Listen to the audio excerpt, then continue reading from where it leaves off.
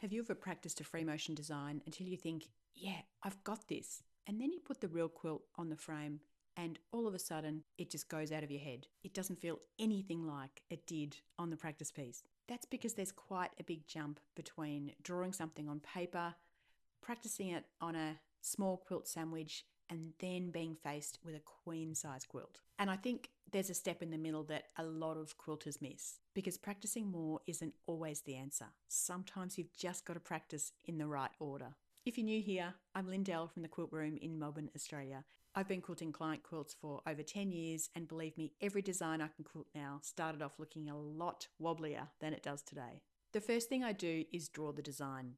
Yes, I bang on and on about this all the time. I know you'd probably rather be at the machine, and trust me, so would I. But if you're halfway through a swirl or a feather and you're still having to stop and think, oh my gosh, where does this line have to go next? Then being at the long arm is not going to help that. So grab a pen and some paper, nothing fancy, the back of an envelope. But don't just draw one pretty little motif in the middle of the page. Keep going. Fill the page. Make the design bigger. Make it smaller again. Go to the edge of the paper and figure out how to get back to another space.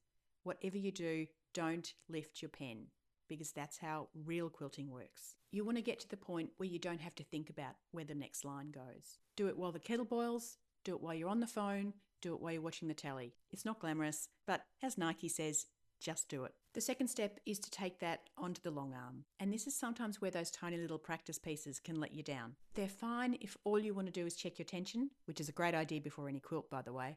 But they're not terribly useful for learning a new design, because you just start getting into the rhythm and you've run out of fabric. Give yourself some room. Grab an old sheet from a thrift shop or some fabric that you really don't care about and load it on. Make sure it's a decent size. Then start stitching. Start at what you feel like is a comfortable scale, then deliberately try and make it bigger and then smaller. Travel around the space, change direction, get yourself stuck in a corner. This is the time to figure out what to do. Think about what happens when you've left an awkward little gap to fill. How are you going to get back to it? This is how you really start to learn how the design works. Okay, so now we can draw it beautifully. It looks really good on your practice piece. Now we want to put it on a real quilt. Now, I don't want you to pull out your favorite quilt that you spent 2 years piecing. Find yourself a real quilt that's low stakes. Charity quilts are brilliant for this. You're still making something useful. You absolutely want to do your best work, but you haven't got that same little voice in your head saying, don't muck this up. If you don't have access to charity quilts, make yourself a quick little quilt from orphan blocks you've got lying around. Don't tell me you haven't got any. It doesn't have to be pretty, it just needs to behave like a real quilt. That's where you'll learn the things the practice piece can't teach you. Can you keep the scale consistent all the way across the quilt?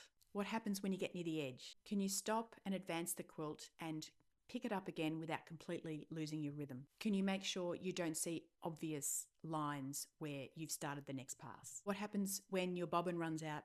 Because it will. This is the missing middle step where you can iron out all of these little problems on a quilt that you're still trying your best on, but is not really precious to you. And if you're thinking, well, this is all very well, Lindell, but I don't actually know what I should even be practicing. That's why I created the Long Arm Lounge. Every month we work on something new. I'll show you how to quilt it. I'll show you variations, and then you can go away and practice in your own time. You really don't need another 50 designs that you've saved on Pinterest that you'll never use.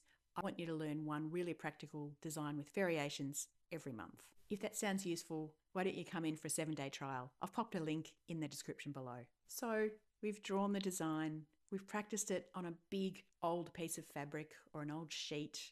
We've loaded a quilt that we don't care too much about. And then at some point you have to stop practicing and actually use it on a real quilt. Unfortunately, there isn't really a magic point where you stop and look at your quilting and think, okay, I'm officially ready now. You could practice the same swirl or feather for the next 6 months and still find things that you don't like about it. I think the question is much simpler. Can I stitch this design without constantly having to stop and think about where I need to go next? If the answer is yes, then you've really just got to dive in and put it on your favorite quilt. And here's something a teacher said to me in a quilting class a long time ago. She popped up her thumb and said, look at this. This is your magic button. It's your stop button. And really, that's worth remembering. This isn't life or death. You're not launching a rocket. You're not performing open heart surgery. You can always stop the machine with a press of the button. You only learn how to quilt across an actual quilt by quilting across an actual quilt. You only learn how to work your way out of an awkward corner by getting stuck in an awkward corner and carrying on. And you only start trusting yourself with the machine by proving to yourself, one quilt at a time, that you can work things out as you go. And I promise you can. So that's the process.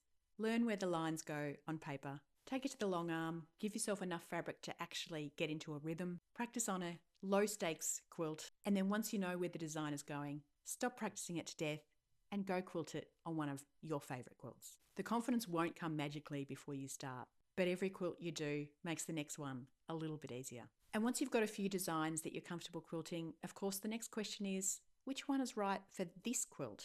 You might want to check out the video I made all about that, which talks about 3 questions I ask myself when I'm trying to decide what design should go on this quilt. Don't forget to subscribe. I release new quilting videos every single week.